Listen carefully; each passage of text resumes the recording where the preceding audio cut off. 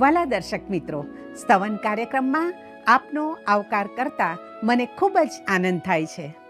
આજે આપણે સાબ્બાતવાર એટલે વિશ્રામવાર વિશે જોવાના છીએ.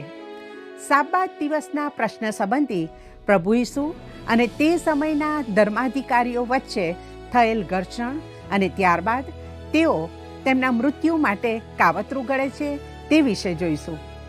ઈસુ ખાતરીથી જણાવે છે કે તે વિશ્રામવારના પણ પ્રભુ છે. તો આવો માથીની સુવાર્તાના 12મા અધ્યાયની 1 થી 42 કલમોના અભ્યાસમાં આગળ વધીએ.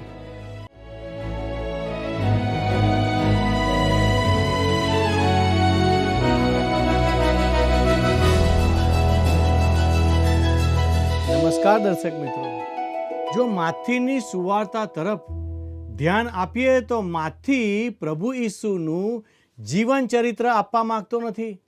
વળી તે બનાવોને સમયક્રમ મુજબ નોંધતો પણ નથી. તે ઈસુ ખ્રિસ્તને રાજા તરીકે રજૂ કરે છે.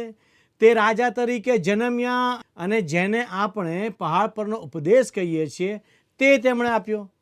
આ ઉપદેશ રાજ્યનો નીતિ નિયમ અથવા રાજાનું ફરમાન હતો. તેમણે પુરવાર કરી આપ્યું કે તેમણે કરેલા ચમત્કારોમાં તેમનો અધિકાર અને પરાક્રમ હતું. પછી તેમણે પોતાના શિષ્યોને બહાર મોકલ્યા. તેનો પ્રત્યાઘાત તિરસ્કાર હતો અને આ પછી આ રાજાએ નગરો પર ન્યાય જાહેર કર્યો. મિત્રો, હવે પ્રભુ ઈસુ અને ફરોશીઓ વચ્ચે જાહેરમાં ઘર્ષણ ઊભું થયું. શરૂઆતમાં તેઓ તેમના પ્રત્યે મિત્ર ભાવે વર્ત્યા, પણ હવે સાબ્બાત દિવસના પ્રશ્ન સંબંધી તેમની સાથે સંબંધ તોડ્યો. આ સાબ્બાત દિવસના પ્રશ્ન વિશે આપણે 2 સ્થળે જોઈશું, ખેતરમાં અને પછી સભાસ્થાનની અંદર. તો મિત્રો, આવો માથી 12 અને તેની પહેલી કલમ વાંચીએ. એ વેળાએ ઈસુ વિશ્રામવારે અનાજના ખેતરોમાં થઈને જતો હતો અને તેના શિષ્યોને ભૂખ લાગી હતી ને તેઓ કણસલા તોડવા તથા ખાવા લાગ્યા.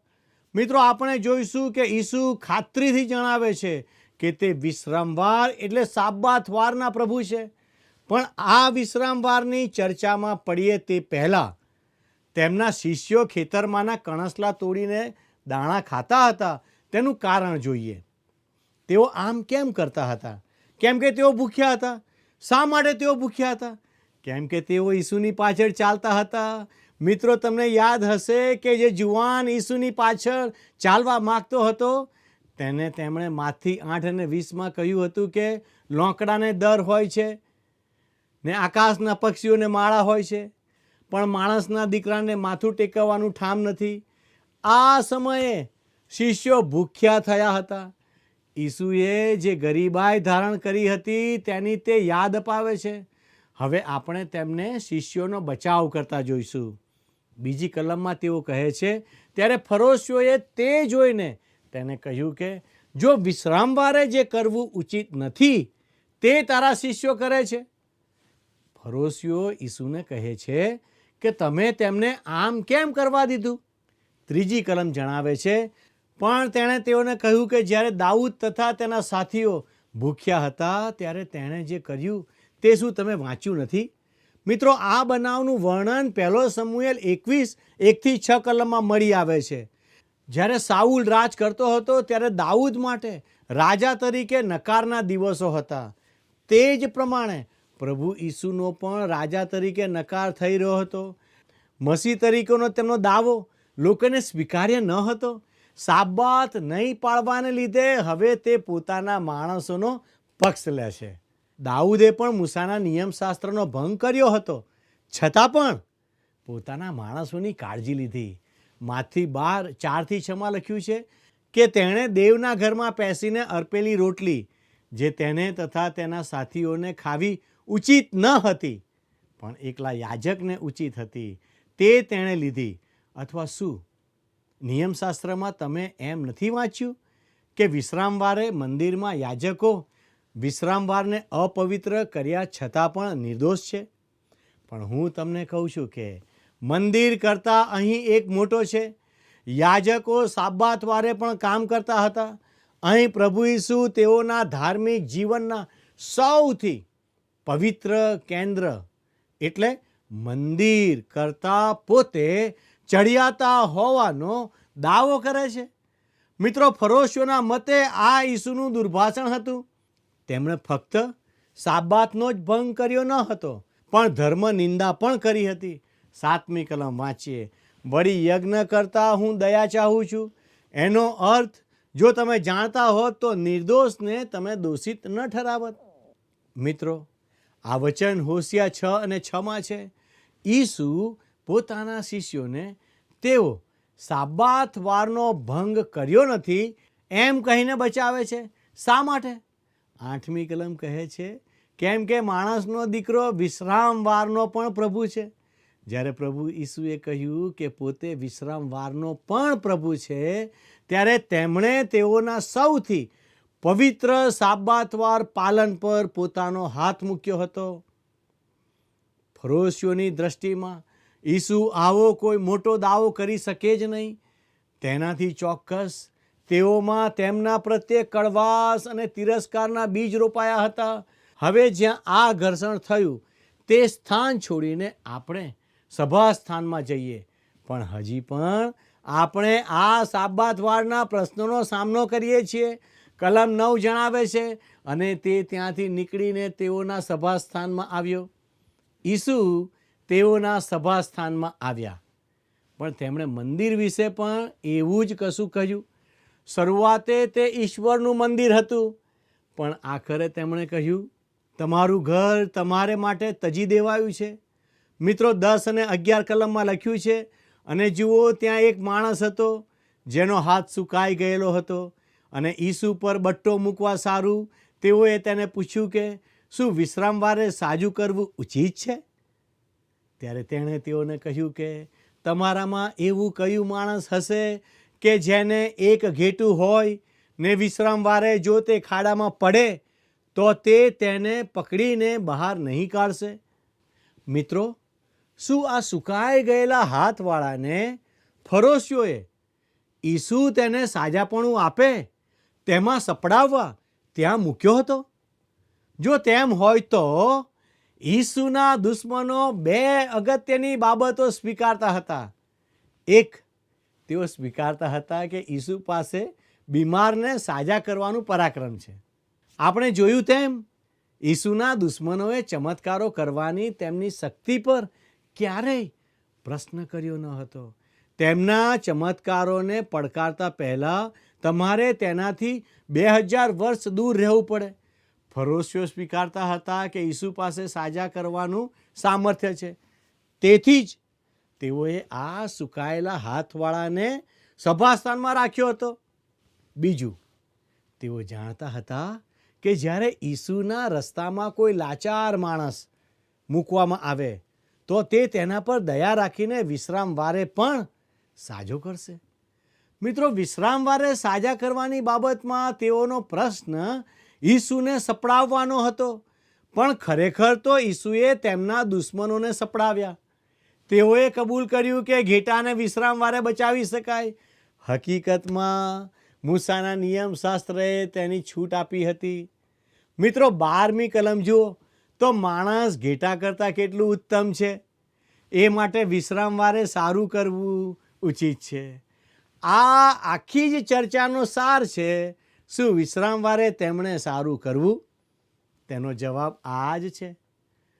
કલમ 13માં લખ્યું છે, ત્યાર પછી પેલા માણસને તે કહે છે કે તારો હાથ લાંબો કર, અને તેણે તે લાંબો કર્યો, અને તે હાથ બીજાના જેવો સાજો થયો. ઈસુએ વિશ્રામવારે તે માણસને સાજો કર્યો. શું તેમણે નિયમભંગ કર્યો? ના ના ના, તેમણે નિયમભંગ કર્યો ન હતો. મિત્રો, હવે આપણે જોઈશું કે ફરોશીઓ ઈસુને મારી નાખવા કાવતરું કરે છે, જે 14મી કલમ જણાવે છે. ત્યારે ફરોશીઓએ નીકળીને તેને મારી નાખવાને માટે તેની વિરુદ્ધ મસલત કરી. અત્યાર સુધી ફરોશીઓ ઈસુ સાથે સંબંધમાં હતા. તેઓ ઈસુની સાથે જવા માગતા હતા, પણ ઈસુએ તેઓ સાથે જવાનું નકાર્યું. તેથી તેઓ તેમના દુશ્મન બની ગયા. વિશ્રામવારને લીધે આ સંબંધ બગડ્યો.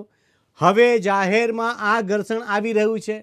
અહીંથી આ લોકો તેમની પાછળ પડી ગયા અને વધસ્તંભ સુધી તેઓએ તેમને છોડ્યા નહીં. હવે તેઓ તેમના મૃત્યુ માટે કાવતરું ઘડે છે. આ સમયે તેમની ધરપકડ કરવા ઈચ્છતા હતા, પણ તેઓને ઈસુની પાછળ જતા ટોળાની બીક લાગી. મિત્રો, કલમ 15 અને 16 કહે છે, પણ ઈસુ એ જાણીને ત્યાંથી નીકળી ગયો અને ઘણા લોક તેની પાછળ ગયા અને બધાને સાજા કરીને તેણે તેઓને સખત આજ્ઞા આપી કે તમારે મને પ્રગટ નહીં કરવો. વહાલા દર્શક મિત્રો, ફરોશીઓના કૃત્યને લીધે ઈસુએ તે જગ્યા છોડવી પડી, કેમ કે તેમનો સમય હજી આવ્યો ન હતો. મિત્રો, આ કલમમાં એક રસિક બાબત નોંધવા જેવી છે કે ઈસુએ તે ટોળામાંથી ફક્ત થોડાને જ સાજા કર્યા ન હતા, તેમણે સર્વને સાજા કર્યા હતા. આપણે એવી છાપ નીચે પણ ન આવીએ કે આ તે દિવસોમાં બન્યું. તે તો કંઈક પૂરી રીતે આશ્ચર્યજનક હતું. તેઓ કાં તો ઈસુને સ્વીકારે અથવા નકારે. તટસ્થ બનવું અશક્ય હતું. આજે પણ ઈસુ ચર્ચાસ્પદ છે. શત્રુ હજુ તેમની પાછળ જ છે. બીભત્સ ફિલ્મો, નાટકો અને સાહિત્ય તેમની નિંદા કરે છે. તમે કાં તો તેમના મિત્ર બનો અથવા શત્રુ બનો. કાં તો તે તમારો ઉદ્ધારનાર બને અથવા ન્યાયાધીશ બને. ઈસુ ખ્રિસ્તથી તમે છટકી જઈ શકતા નથી. પ્રભુ ઈસુ આ પૃથ્વી પર જાદુગર તરીકે આવ્યા ન હતા, પણ તે મસીહા તરીકે પોતાના દાવાઓ રજૂ કરવા આવ્યા હતા. જ્યારે તેમનો નકાર થયો ત્યારે તેમણે વિશ્વના ઉદ્ધારનાર બનવા વધસ્તંભ તરફ પોતાની મુસાફરી ચાલુ રાખી. હવે 17 થી 20 કલમ વાંચીએ. એ માટે કે યશાયા પ્રબોધકે જે કહ્યું હતું તે પૂરું થાય કે જુઓ, મારો સેવક જેને મેં પસંદ કર્યો, મારો પ્રિય જેના પર મારો જીવ પ્રસન્ન છે, તે પર હું મારો આત્મા મૂકીશ અને તે વિદેશીઓને ન્યાયીકરણ પ્રગટ કરશે. તે ઝઘડો નહીં કરશે ને બૂમ નહીં પાડશે અને તેની વાણી રસ્તાઓમાં કોઈ નહીં સાંભળશે. જ્યાં લગી ન્યાયીકરણને તે જયમાં નહીં પહોંચાડે, ત્યાં લગી છૂંદેલું બરું તે ભાંગી નહીં નાખશે. તે ધુવાતું શણ પણ તે નહીં હોલવશે અને વિદેશીઓ તેના નામ પર આશા રાખશે. છૂંદેલું બરું તે ભાંગી નાખશે નહીં, ના, તેના બદલે તે બરુને બાંધશે અને ધુવાતું શણ પણ તે નહીં હોલવશે. જો તે તેમનો નકાર કરવાનું ચાલુ રાખશે તો તે ધુવાતું શણ ન્યાયની આગમાં ફાટી નીકળશે. ઈસુ તેને હોલવશે નહીં, કેમ કે માણસ પાસે સ્વતંત્ર ઈચ્છા છે અને વિદેશીઓ તેના નામ પર આશા રાખશે. પ્રિય મિત્ર, ખ્રિસ્તના લોકો તરફથી તેમનો નકાર વિદેશીઓ માટે તેમની કૃપાળુ જાહેરાત તરફ દોરી જશે. પ્રેરિતોના કૃત્યો 26 અને 18માં આપણે વાંચીએ છીએ કે તેમણે પાઉલને વિદેશીઓના સેવક તરીકે કાર્ય સોંપ્યું કે તું તેઓની આંખો ઉઘાડે અને તેઓને અંધારામાંથી અજવાળામાં અને શૈતાનની સત્તા નીચેથી ઈશ્વરની તરફ ફેરવે, જેથી તેઓ પાપની માફી તથા જેઓ મારા પર વિશ્વાસથી પવિત્ર થયા છે તેઓમાં વારસો પામે. 22 અને 23 કલમ જણાવે છે, તે વખતે ભૂત વળગેલા કોઈ આંધળા મૂંગા માણસને તેઓ તેની પાસે લાવ્યા અને તેણે તેને સાજો કર્યો. એટલે જે આંધળો તથા મૂંગો હતો તે બોલવા ને જોવા લાગ્યો અને સર્વ લોકોએ અચરજ થઈને કહ્યું કે શું એ દાઉદનો દીકરો નથી? બીજા શબ્દોમાં, આ અમારા મસીહ છે. તેમણે આ અજબ ચમત્કાર કર્યો. તે મરેલાને સજીવન કરવા જેવો મહાન ચમત્કાર છે. પ્રભુ ઈસુના સતત સાજા કરવાના અને દુષ્ટ આત્મા કાઢવાના ચમત્કારોએ લોકોને ખાતરી કરાવી કે તે દાઉદના પુત્ર મસીહ છે. હવે 24મી કલમ જુઓ. પણ ફરોશીઓએ તે સાંભળીને કહ્યું કે ભૂતોના સરદાર બાલ-ઝબૂલની મદદ વગર તે ભૂતોને કાઢતો નથી. આ તો પાપનો પ્રશ્ન હતો. તેને ખૂબ કાળજીથી સમજો. મિત્રો, 25 થી 27 કલમમાં લખ્યું છે, ત્યારે ઈસુએ તેઓનો વિચાર જાણીને તેઓને કહ્યું કે પ્રત્યેક રાજ્ય જેમાં ફૂટ પડે તે તૂટી પડે છે, અને પ્રત્યેક નગર અથવા ઘર જેમાં ફૂટ પડે તે સ્થિર નહીં રહેશે. અને જો શૈતાનને કાઢે તો તે પોતે પોતાની સામે થયો, તો પછી તેનું રાજ્ય સી રીતે સ્થિર રહે? અને જો હું બાલ જબૂલની મદદથી ભૂતોને કાઢું છું, તો તમારા દીકરા કોનાથી કાઢે છે? માટે તેઓ તમારા ન્યાયાધીશ થશે. તેનો અર્થ કે ફરોશીઓ એમ કદી નહીં કહે કે તેઓના પોતાના લોકો બાલ જબૂલ વડે ભૂતો કાઢે છે. કલમ 28માં ઈસુ કહે છે, પણ જો હું દેવના આત્માથી ભૂતોને કાઢું છું, તો દેવનું રાજ્ય તમારી પાસે આવ્યું છે એમ સમજો. મસીહની હાજરીમાં ઈશ્વરનું રાજ્ય તમારી પાસે આવ્યું છે. ખ્રિસ્ત કહે છે, હું અહીં જ છું. દુષ્ટ આત્માઓને કાઢવાનું મારું પરાક્રમ જ મારી ખાતરી અને પ્રમાણપત્ર છે. મિત્રો, 29 થી 32 કલમ જણાવે છે, વળી કોઈ બળવાનના ઘરમાં જઈને તે બળવાનને પહેલ વહેલા બાંધ્યા વિના તેનો સામાન કોઈથી કેમ લૂંટાય? પણ તેને બાંધ્યા પછી તે તેનું ઘર લૂંટી લેશે. જે મારા પક્ષનો નથી તે મારી વિરુદ્ધ છે, ને જે મારી સાથે સંગ્રહ નથી કરતો તે વીરી નાખે છે. એ માટે હું તમને કહું છું કે હરેક પાપ તથા દુર્ભાષણ માણસને માફ કરશે, પણ પવિત્ર આત્માની વિરુદ્ધ જે દુર્ભાષણ કરે તે માણસને માફ નહીં કરશે. અને માણસના દીકરાની વિરુદ્ધ જે કોઈ કંઈ કહેશે તે તેને માફ કરાશે, પણ પવિત્ર આત્માની વિરુદ્ધ જે કોઈ કંઈ કહેશે તે તેને માફ નહીં કરાશે. આ યુગમાં પણ નહીં ને આવનાર યુગમાં પણ નહીં. ગઈકાલે કરેલું કોઈ એવું પાપ નથી જે પ્રભુ આજે માફ ના કરે, કેમ કે તે આપણા સર્વ પાપ માટે મૃત્યુ પામ્યા. પવિત્ર આત્મા ખ્રિસ્તના ઉદ્ધારને માણસોના હૃદયમાં હકીકત બનાવવા આ વિશ્વમાં આવ્યા. જ્યારે પવિત્ર આત્મા તમારી સાથે વાત કરે, ત્યારે જો તમે તેમના કાર્યોનો નકાર કરો, વિરોધ કરો, તો પ્રિય મિત્ર, ચોક્કસ માફી નથી. પવિત્ર આત્માએ તમારા માટે ઉદ્ધારને હકીકત બનાવ્યો, તેનો તમે નકાર કર્યો હોવાથી તમને માફી નથી. હવે પવિત્ર આત્માનું કામ નવસર્જન એટલે નવો જન્મ છે. માર્ક 3માં પ્રભુ ઈસુ અક્ષમ્ય પાપની બાબતને સમજાવતા જણાવે છે કે તે પવિત્ર આત્માના કાર્યને શૈતાનની સાથે લાગુ કરે છે કે ખ્રિસ્તે આ ચમત્કારો બાલ જબૂલની સહાયથી કર્યા છે, જ્યારે હકીકતમાં ખ્રિસ્ત તે ચમત્કારો ઈશ્વરના આત્માના પરાક્રમથી કરતા હતા. તમે જોઈ શકો છો કે તેઓ ખ્રિસ્તની અને પવિત્ર આત્માની સાક્ષીનો નકાર કરતા હતા. પ્રિય મિત્રો, તમારું કોઈ કૃત્ય એવું નથી જેના માટે માફી ના હોય. ચોક્કસ જો તમે પવિત્ર આત્માની સામે થાઓ તો માફી નથી, કેમ કે તે પાપની માફી લાવે છે. તે એક માણસ જેવું છે કે જે કોઈ રોગથી મરી રહ્યો હોય અને ડૉક્ટર તેને કહે છે કે તારી બીમારીનો ઉપાય છે, પણ તે માણસ ઉપાય ન કરે અને મરી જાય. તે બીમારીને લીધે નહીં, પણ તેના ઉપાયનો નકાર કરવાને લીધે મરે છે. પાપના રોગ માટે ઉપાય છે અને પવિત્ર આત્મા તે ઉપાય કરે છે. પણ જો તમે તેની સામે થાવ તો કોઈ ઉપાય રહેતો નથી. આ જ રીતે પાપ અક્ષમ્ય બની શકે છે. હવે કલમ 34માં ઈસુ કહે છે, ઓ સર્પોના વંશ, તમે ભૂંડા છતાં સારી વાતો તમારાથી સી રીતે કહી શકાય? કેમ કે મનના ભરપૂરીપણામાંથી મોં બોલે છે. ઓ સર્પોના વંશ. યોહાન બાપ્તિસે પણ તેઓને આવું જ કહ્યું હતું. તે આપને યાદ હશે. 35મી કલમ જણાવે છે, સારું માણસ મનના સારા ભંડારમાંથી સારું કાઢે છે, ને નઠારું માણસ નઠારા ભંડારમાંથી નઠારું કાઢે છે.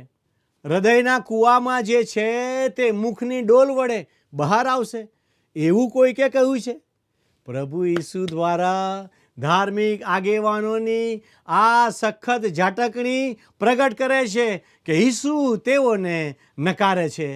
આ શત્રુઓ સાથે આ આખરી ભંગાણ હતું અને આ ઘા રૂઝવવાનો ન હતો. કલમ 36 વાંચીએ. વળી હું તમને કહું છું કે માણસો જે હરેક નકામી વાત બોલશે તે સંબંધી ન્યાયકાળે તેઓને જવાબ આપવો પડશે. દરેક નકામી વાત એટલે દુર્ભાષણનો જવાબ આપણે આપવો પડશે.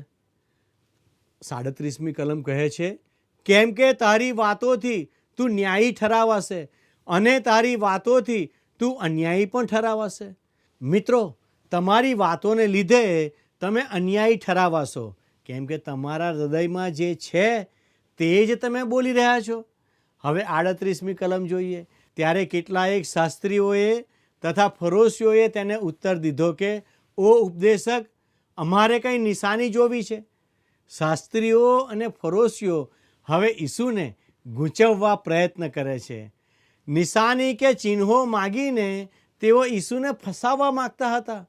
કલમ 39 કહે છે, પણ તેણે તેઓને ઉત્તર દીધો કે દુષ્ટ તથા વ્યભિચારી પેઢી નિશાની માગે છે, પણ યુના પ્રબોધકની નિશાની સિવાય કોઈ નિશાની તેને અપાશે નહીં.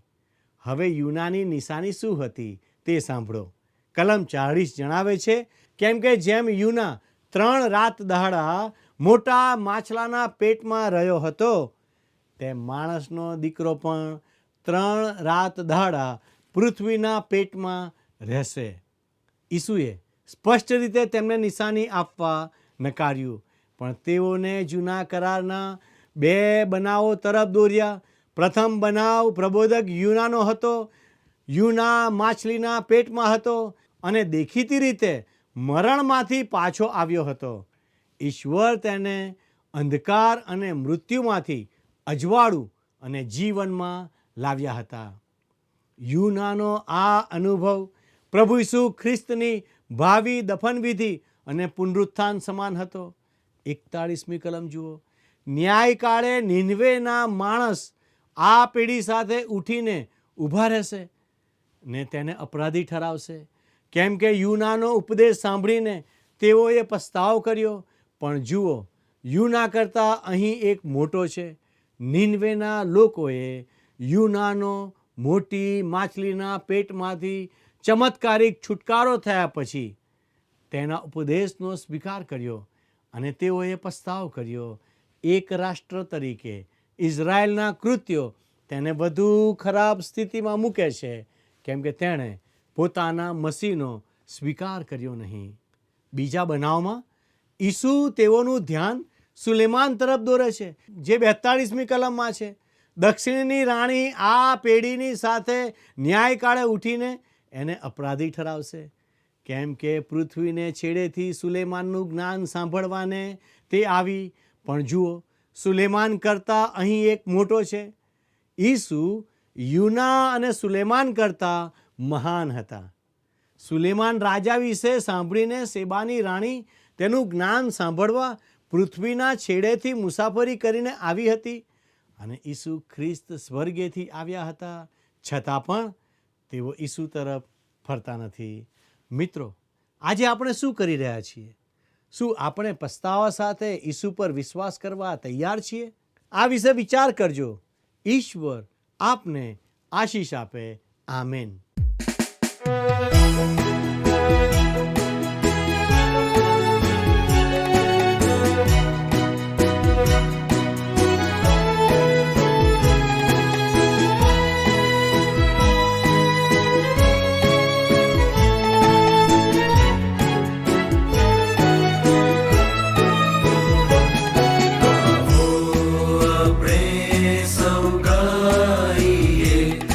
ईश्वर स्तुति न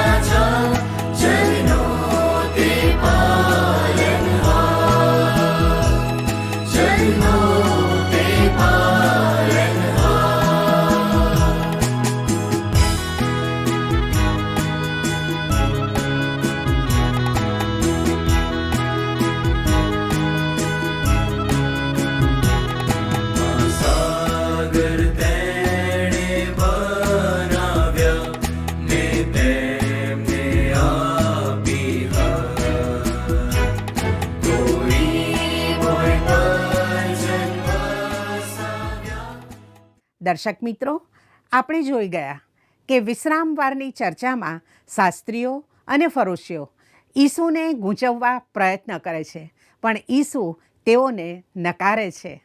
તેઓ ખ્રિસ્તની અને પવિત્ર આત્માની સાક્ષીનો નકાર કરતા હતા, પણ પ્રભુ ઈસુ તેઓને સાચો પ્રત્યુત્તર આપે છે. મને આશા છે કે આજનો અભ્યાસ આપને માટે લાભદાયી બન્યો હશે. જો અમને તેની જાણ કરશો તો અમને પણ આનંદ થશે. તે માટે અમારો સંપર્ક નંબર છે 94 29 37 56 10 9429375610. દર્શકો, ચાલો આજનો પ્રશ્ન જોઈએ. શેબાની રાણી કોનું જ્ઞાન સાંભળવા આવી હતી? એ રાજાનું, બી ઈસુનું, સી સુલેમાનનું, ડી યોહાનનું. મિત્રો, ગત પ્રશ્નનો જવાબ છે બી ખોરાઝીન અને બેથસેદા. મિત્રો, આજના પ્રશ્નનો જવાબ અને આપના પ્રતિભાવો અમને ઝડપથી મોકલી આપશો. ધન્યવાદ. શું તમને આ કાર્યક્રમ ગમ્યો? અત્યારે જ અમને મિસ કોલ કરો.